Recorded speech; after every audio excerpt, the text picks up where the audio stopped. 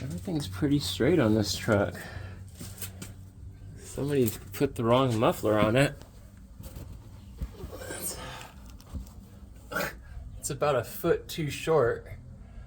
That's why it sounds like a NASCAR when you drive it. So weird. Why would they do that? Look how short the muffler is compared to where the other hanger's at. Dude. It's very unmolested though.